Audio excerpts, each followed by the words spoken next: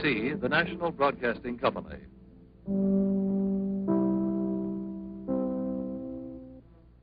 That sound is heard more often by more people than any other sound in America. Pulsing out from the transmitter tower into the tubes and coils behind your radio dial, whoever, wherever you may be. It's like a welcome knock on the door and the sound of the familiar voice of an old friend.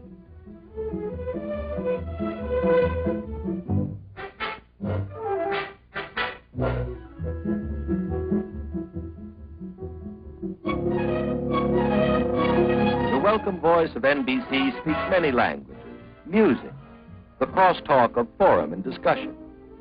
It speaks the clipped and colorful lingo of sport, the many hundred tongues and tones of drama. It speaks the language of laughter, the rippling idiom of comedy. And it tells the world of how the world spins with the voice of truth. These are voices of NBC today, versatile and modulated.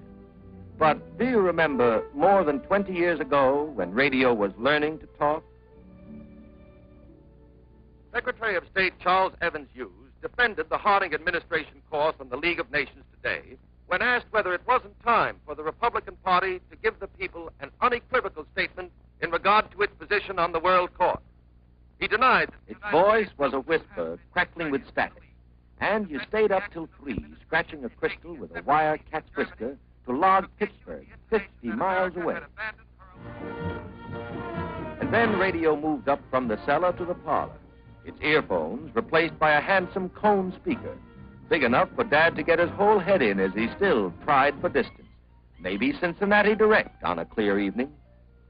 But it was a magic night late in 1926 when Dad switched to his local station and found that it was linked by telephone lines to 19 other stations to form the National Broadcasting Company.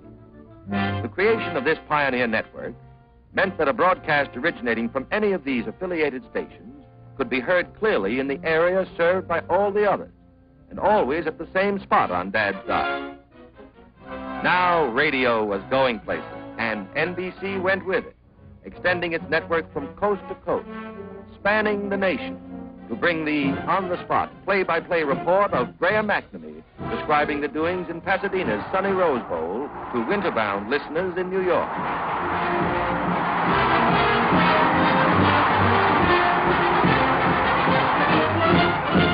But millions of widely separated people were still to be turned into next-door neighbors. And so the cross-continental chain became a permanent web, and the web was woven into a fabric, and the fabric covers the nation, reaches up into Canada, across the Pacific, America's #1 network, more than 170 stations, independent community stations, of which only 6 are owned and operated by NBC.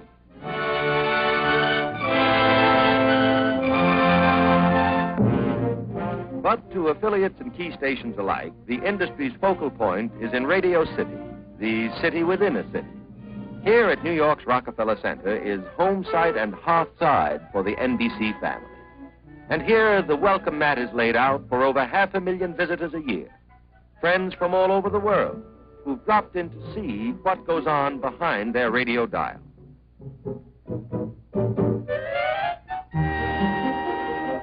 The NBC guides would have to be graduate engineers to answer all the questions that people ask on our regular tours about how a radio show is actually put on the air.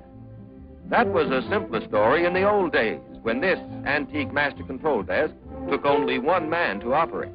But today, it requires a whole team to man the panel board. From this room, programs all around the clock are routed over 16,000 miles of leased telephone lines to radio stations all over the nation. This is the nerve center of NBC.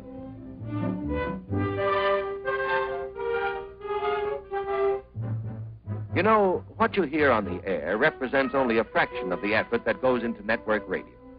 The microphone doesn't pick up, for example, the sound of the teletypes in the communications department, which connect our key cities and handle the 3,000 messages a day which are necessary to bring your shows in on cue.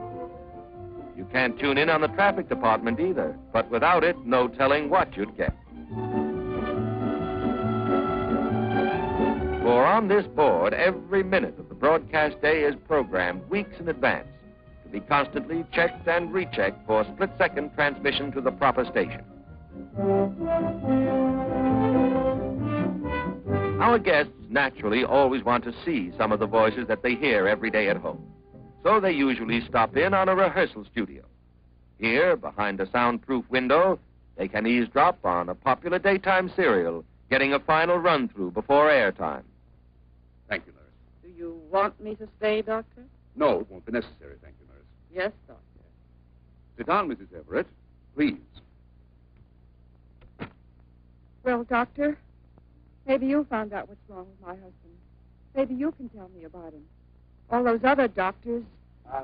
Gertrude, that's Yeah. swell. I liked your entry line. It was flat and it's good characterization. Now, I want to get two emotions in this last speech of yours. I want to feel on that line where you sit down that you're more nervous about entering a dance club. I think most people generally are. And also on the other line in that little sentence there, make sure that I have the feeling that you are concerned about your husband's health. It's very serious. Oh, I Is see. that clear? Yes, I see. Just those two emotions All right. in that sentence. All right, let's run that scene again from page 16 with the doctor's line. Sit down, Mrs. Everett, please. On cue now. All right. Sit down, Mrs. Everett. I guess people are more current events conscious these days because they always want to see the NBC newsroom and maybe catch a glimpse of the dean of commentators, Mr. Kaltenborn. And that's the news picture as it looks in post-war Europe tonight. Confused enough to be sure, but certainly not altogether hopeless. Good night.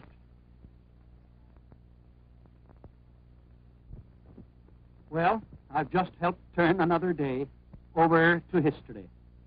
But history has no clocks and has no calendars. And that's why NBC has provided a room where history can be recorded eternally. That's the newsroom. Let's visit it for a bit, shall we? All night and all day, every day in the year, these machines bring the world's news to NBC for processing. A bell signal will indicate that a really hot news story is on the wire.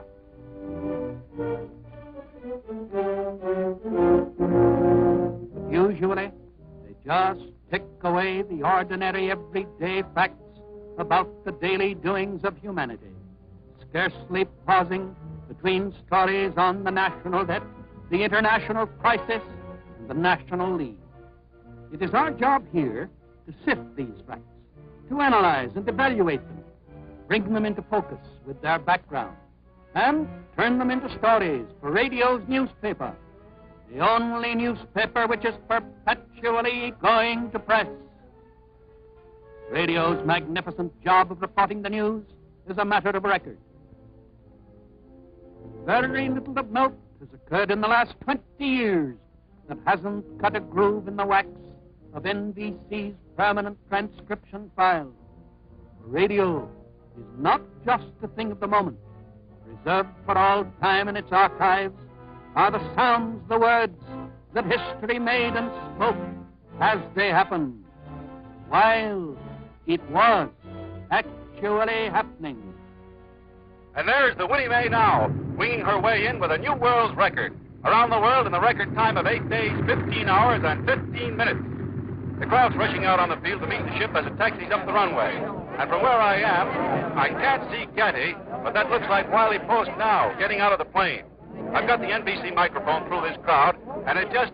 Wiley, will you and Harold... Still now they've got rope out of the nose of the ship, and the passenger proppers lining the windows looking down. The burst into plane. Wait, get this started,